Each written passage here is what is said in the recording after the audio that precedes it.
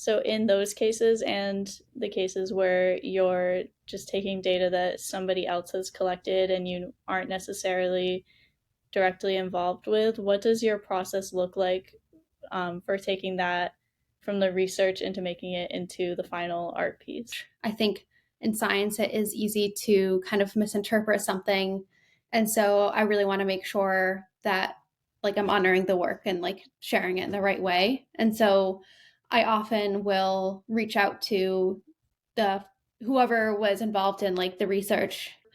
And so I will like kind of be in communication with them, and then I'll have enough of a background that I'm able to figure out like what to show visually to tell the story of the data well and like clearly enough for people. Because I feel like you can take any one topic and really share in different ways. Like, if I'm going to be sharing about sea level rise for something broad like that, I don't reach out to anyone because it's not like one person's data, sea level rise. It's like just on, NOAA, like the like national websites, and it's just out there. I don't contact anyone. But there's so many different ways that I could share that story, like sea level rise, about like, ecosystems, about like people's homes and businesses, or like how it's affecting different places of the world, differently, or how it's like causing a lot of flooding. Like there's just so many different ways to tell that story.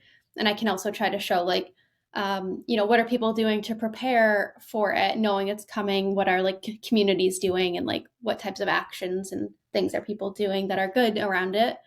So anyway, there's like all these different stories. So I always have to, that can be the hard part, is like, okay, well, what story am I going to tell? Like, what am I going to focus on? Is it going to be really broad? Am I going to focus on like one community and how they're being affected?